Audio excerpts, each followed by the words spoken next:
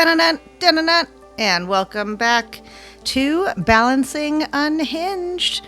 I'm Amber Shah, the Shah of St. Augustine, realtor, yoga teacher, mom of two, dog mom, someone who's constantly trying to balance my work of real estate, having my kids' sports schedules, podcasting, and remembering where I put my coffee. Because let's be honest, life is like a perfectly balanced yoga pose and more like trying to do a tree pose during a mild earthquake, right? So that's actually what today's episode is all about. Lowering your expectations and still living the dream. So before anyone panics, not saying that you shouldn't be dreaming big, I'm just saying that the internet, Instagram, all these Real Housewives and all that has sold us this idea that success looks like this perfect morning routine, career, perfect family, perfectly balanced all the time, right? Never going off the rails, right? But in real life, your kid might have forgotten their cleats for soccer. Maybe the dog just knocked over a plant, or he's actually barking at this door right now, or the coffee has been reheated a few times. Honestly, I drink cold coffee all the time. I don't even bother reheating it anymore. And yet somehow life can still be pretty amazing, right? So quick personal update. Speaking of the chaos and the growth, I have a little announcement. I just signed up for the Florida real estate broker course. So that means that I have 1 year to finish it. So if you see me walking around St. Augustine whispering things like chapter 457 or 475, escrow accounts, brokerage law, just wish me luck, please. And apparently I decided that between real estate, the schedules, all this podcasting and YouTubing and the social media, yoga classes, teaching in the morning, trying to cook food that isn't completely processed, what I really need was homework again. And honestly, learning and growing is part of the dream. So successful people never really stop learning. You know what I mean? They just evolve. And what I'm working on right now, some of you know I wrote the book, Yoga and Sales, Always Be Connecting. The philosophy behind the book, it's simple. Sales doesn't have to feel aggressive. Instead, we focus on presence over pressure, energy over ego, service over sales tactics. Always be connecting. ABC. It's simple as that. Because real estate isn't really about houses. It's about people and life transitions, right? So if you study psychology, helping someone buy a home is often one of the biggest emotional and financial decisions of their life. And that same mindset shows up in my yoga classes too, which reminds me, if you're local, I'm teaching yoga this Saturday at the art studio and gallery at the St. Augustine Beach Pier down by the St. John's Pier. And at the art studio there, it's one of my favorite places to go. Every season, we celebrate the season. So the equinox yoga class is coming up on Saturday. Stretching, breathing, laughing, and sometimes just appreciating that we showed up. You know, I don't care if you do a shavasana the entire time. I am going to ask you if you're okay, just to make sure I don't have to call an ambulance. But if you come and that's what you choose to do and that's what you choose that you need, honestly, that might be the real definition of success, that you could just go somewhere and take a nap, right? Have you ever heard of these sleep labs? And I was like, what? There's somewhere that you can go just take a nap? Showing up, being there, doing the thing. What real success actually looks like to me, and it actually got me thinking about something, when people imagine successful people in like real estate, because, you know, whenever somebody asks me, how's the business? I'm always like, you know, it's great. It's going exactly how I want it to go, I guess. And, you know, I'm getting out of it the effort that I put in, right? So when people imagine a successful real estate person, they probably picture someone who has the perfect master plan. And then when you actually study the stories of people, or today I wanted to actually focus on some women who built some major careers in real estate, the truth is a lot more human, a lot messier, and honestly, a lot more inspiring. Okay. And I wanted to show you a few women who built real estate empires. You might have heard of them: Barbara Corcoran or Cochran, and Dottie Herman, Dolly Lenz, Zhang Jin, Kathy Fetke, Bethany Frankel, are just a few that I want to mention today. Barbara Cochran, she grew up in either New Jersey or New York, in that area, but she grew up in like a working class family, and she had 10 siblings. So she was one out of 11. And she opened her brokerage borrowing $1,000 from her boyfriend and didn't get it from her family. So she built the Cochran Group in New York, and then she actually ended up selling the company for $66 million. And the real lesson there is that relationships and reputation can build massive businesses. You know, the trust that they build when they're doing all the grunt work. You got to get through that. Dottie Herman, she's another one. She grew up in public housing on Long Island, and she started as an agent, and she became the CEO of Douglas Elliman, which is a huge real estate business. And she was learning the business by opening doors into leadership. So she was getting into her leadership positions. I just joined my HOA board, actually. So I'm on the board of my HOA here. And that's exciting. So I'm learning about that side of things too. It's very interesting. Dolly Lenz, she became one of the top luxury brokers in the world, and she specialized in high-end properties in Manhattan and Miami. So what she did was, and she sold billions of dollars of real estate. So she was focusing on a specialized niche market, being that high-end market, dramatically increasing her opportunities by getting bigger commissions. And then Zhang Jin, she grew up in the factory housing areas within China, and then she worked factory jobs before coming over to the UK and then the US, and she built Soho China. It's $1 billion development company, Chinese company, but she has experience in the UK and the US also. And she had a vision, combined it with some partnerships, and scaled it into massive development projects. And then there's Sheila Johnson. She was the co-founder of BET, the Black Entertainment television channel, built by Salamander Hotels and Resorts. And she developed luxury hospitality real estate. So she not only got involved with real estate, but into entire lifestyle brands. Just like Bethany Frankel, who built the Skinny Girl brand. I actually follow her on Instagram. She invests in luxury real estate, and she flips that. So she has strategic property management investments and multiplies that into other businesses. And then there's Kathy Fetke. She built wealth through rental properties, and she is the founder of Real Wealth Network. So she does long-term rental investing, and that helps create passive income. And a lot of the other people that I had looked up that I decided not to talk about today also got involved with rental properties in the beginning or flipping. And that is some of the strategies that some of the most successful real estate investors use. And some more are just across the industry, really. Many successful investors follow similar strategies.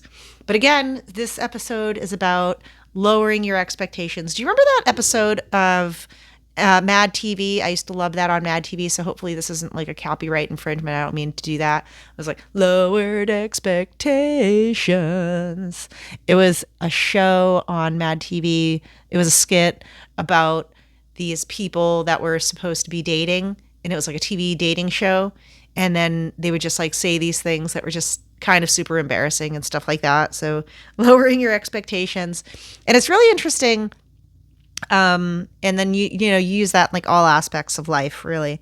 And but overall, within real estate, some of the most common investment strategies are buy and hold rentals. And what you do is you buy a property and then you rent it out for more than all the mortgage and utilities and insurance combined, right? So then you make a profit. So that's a great one when it comes to renting. A lot of investors will purchase a rental property and then hold them for the long term, which would be over 10, 20 years. So you get the monthly rental income, you get the property appreciation, and then you also get tax advantages from being a landlord. So I'm not a tax professional, so I can't like go on the record and tell you what those are. But I'm sure that if you do go to your CPA, wink, wink, nudge, nudge, then they will tell you all the long list of things that you can do. And then you've got some value add properties. So some investors buy in properties that need improvements, and that will increase their value through doing the renovations, better management, or improving the marketing to resell them. And this is a great strategy. This is like the flip strategy, and it really significantly can increase the equity if you put in a little bit of elbow grease, a little bit of love, a little bit of TLC. So a lot of times, most investors will try to buy something that is at 40 to 50% market value, right? So like say, for example, if you're looking at a house that is worth 200,000, but it needs so much work, right? And then do you think the person would want to sell it for 200,000? No, because it needs so much work, because it's only worth 200,000, but they don't want to put the work into it. So they're going to sell it for less because they know that you're going to have to put work into it, right? So, that's what the flip is all about. And a lot of companies will try to do the math on that and try to come out on top with around a 40% profit. So if you can get the property for around like, and then it depends on how much work it needs, right? So if you're going to buy a property that needs $100,000 worth of work and it's worth $200,000, then do you think you want to buy it for $100,000? No, you want to buy it for less than $100,000, because if you still have to put $100,000 worth work into it, and then you buy it for $100,000, it's going to be a total cost of $200,000. And then if you sell it for $200,000, how much money do you make? Zero. So you got to do that kind of math, and I'm here to do that for you. I love doing that kind of stuff. You could also specialize in a niche. We've got some niche markets. A lot of successful investors focus on a specific niche, like luxury homes or vacation rentals. So if you do want to start investing in properties, you might want to focus on a specific niche with your first couple of houses or whatever, your first couple of properties: luxury homes, vacation rentals, multifamily apartments, commercial real estate. Specialization often really creates expertise. So the more of them you have, then you're like, oh yeah, I have a few of those. I have experience with those. Something went wrong with one of them. And I'm not saying like that's what happens, but usually, that's how you build experience, is through the disaster area time, right? So then leverage. Real estate allows investors to use financing to control larger assets. So using financing is leverage. So that's when you leverage some of your assets. So think of it like a teeter-totter. I'm going to put some of my assets over here, and then they're going to give me some money over here. It's going to even out eventually. That's what leverage is. So it can help scale your portfolios faster than paying entirely in cash. So a lot of people that purchase a home, especially first-time home buyers or veterans, and public workers, a lot of them don't pay cash for their first house. They have to get a mortgage. So that is a type of leverage, and that's using a mortgage, which is a tool that the finance people can use to help you buy property. And there are all different types of mortgages, there are all different types of loans, there are all different types of ways that you can get money and stuff like that. And I would love to talk to you more about that in further detail, but I just want to keep going through this list before I run out of time. And then we've also got long-term perspective. So many of the most successful investors hold properties for years or decades. So like I said, you want to go for that long-term holding if you can, because honestly, and again, I'm not a certified tax professional, but word on the street is that if you sell something within 2 years of owning it, then you do incur some more tax implications than not, depending on the value of your own property assets that are going to be purchasing the property. So like say, for example, you could be an individual. So Amber wants to go buy a house. Amber has to go get a loan. Amber can qualify for all different types of loans depending on what kind of house she wants to go find. And then there's also, like I said, real estate investment loans. So I was actually just talking to somebody about a DSCR loan, which is a debt service credit ratio loan. And what that means is that you could buy a property with the intention of renting it out, and then you can pay, I think, just the amount that you're going to get back on the house, something like that.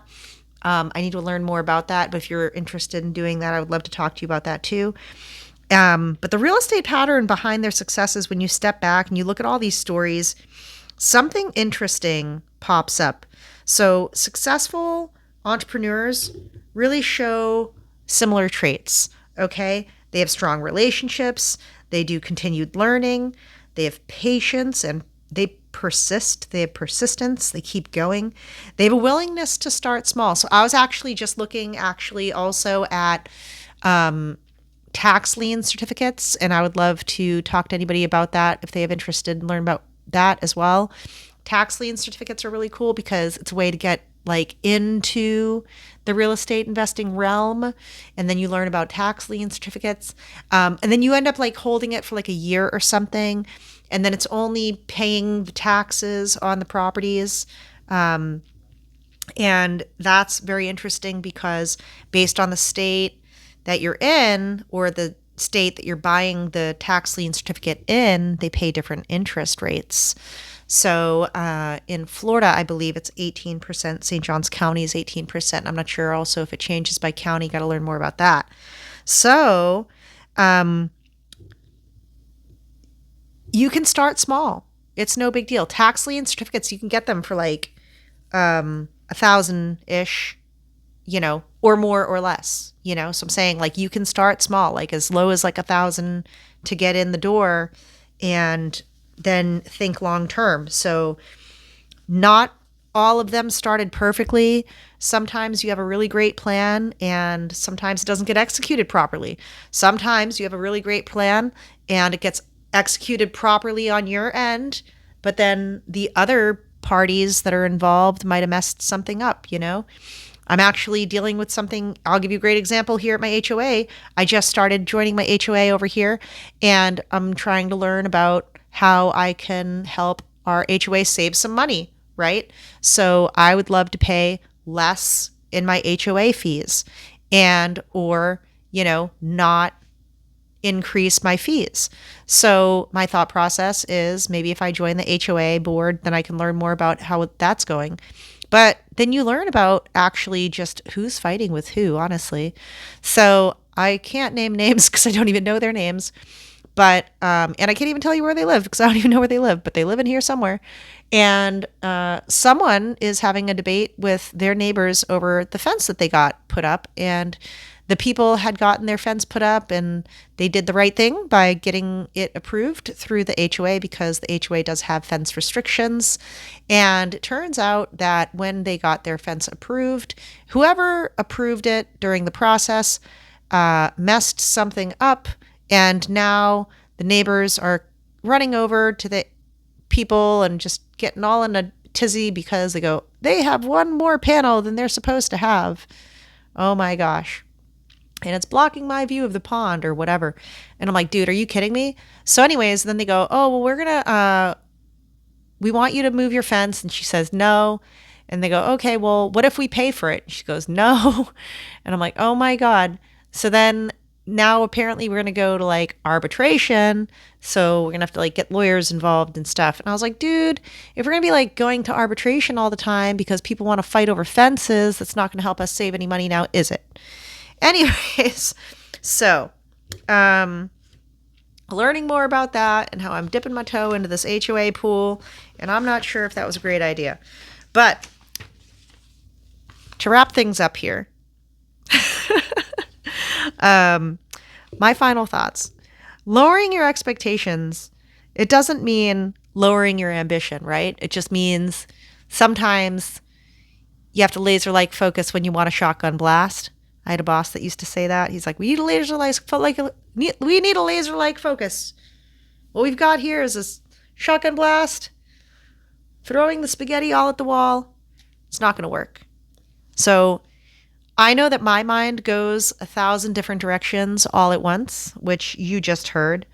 And sometimes it means like going back to previous thoughts, trying to unravel all the spaghetti that I just threw on the wall, and now I got to put it back together, figure it out, unravel it. And maybe it was yarn. Now I got to roll it back into a ball. But you got to appreciate it, you know? I used to always be the one that was untying the knots out of necklaces. I would sit there and just pick and pick and pick and pick and pick. And sometimes living the dream, it doesn't look like the perfect Instagram life, right? I'm wearing my necklace that I lost. I found my necklace. I think I might have mentioned it. But I found my necklace. It was in my bathroom. This isn't it. I wore a different necklace yesterday because I was doing a photo shoot for a new headshot. So go check out the YouTube channel for all my new thumbnails that have my new headshots on them. And, but listen, so let me tell you about this photo shoot real quick. All right, got this beautiful photo shoot. I think I got 30 photos. It looked great. Guess what? I was late for the photo shoot. I wasn't like scheduled at a specific time, but it was between 10 and 12, and I got there at like 11:20 when I really wanted to get there at like 11 or even 10:30. But I got there at 11:20, and they were like, oh, good timing because nobody's in front of you. And I was like, okay, great. Let me just go in the bathroom. I need to curl my hair. So I brought my Dyson Air Corral with me. I think it's the Dyson Corral. And it's the portable, battery-operated, cord-free straightener. And I actually use it to curl my hair. So right before the photo shoot, and I was driving there, I did my makeup at like every red light, wink, wink. So every red light, I was doing my makeup on the way. And then I had to pick up my son at noon from his baseball camp because the kids actually have spring break this week and they have no school. So I had to go pick up my son because he was at a camp from only 9 until noon. And he's at this camp from 9 until noon, Monday through Friday. Thank the Lord Jeebus. And then I get to the photo shoot and I was like there at 11:20. And I'm in the bathroom doing my hair, and he's ready for me to go. And he's waiting just a few minutes for us to get started. And then he goes, I was like, oh, I'm so sorry. But I definitely, would appreciate it if we could make this quick. I was trying not to be super rude, but I don't know if I came off as rude. I don't know because, we just met. But I was trying to be nice. But I was like, oh, I got to go, right now. I was like, I'm here, but I've got to go get my son. So I got to leave. And he's like, oh, what time do you have to be out of here? And I was like, 11:20. Why? What time is it? He goes, 11:28. I was like, yep, that's right. So then, honestly, we ran around this house, like hit up an office, the stairway, the living room, the backyard, and the front hallway. Anyways, it was like 5 minutes. Click, click, click. Let's go over here. Click, click, click. Let's go over here. Click, click, click. And then I was like, all I need is one good one. And then I got them yesterday. Immediately, he sends them over immediately. And I was like, man, look at all these pictures. There were so many. I was like, which one should I use first?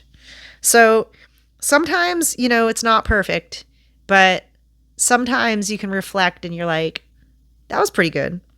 Sometimes you're studying for a broker exam. Sometimes you're teaching yoga on Saturday. Sometimes you're helping someone buy their first home. Sometimes you're helping someone buy their first investment home. Sometimes you're raising your kids. Sometimes you're walking on the beach after a long day.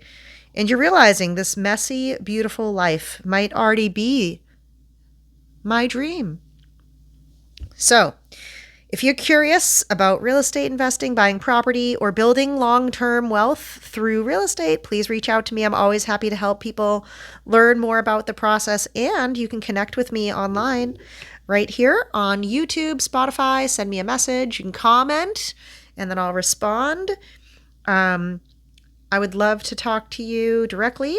If you want to talk more about real estate opportunities here in St. Augustine, Northeast Florida, I'm Amber Shah, the Shah of St. Augustine.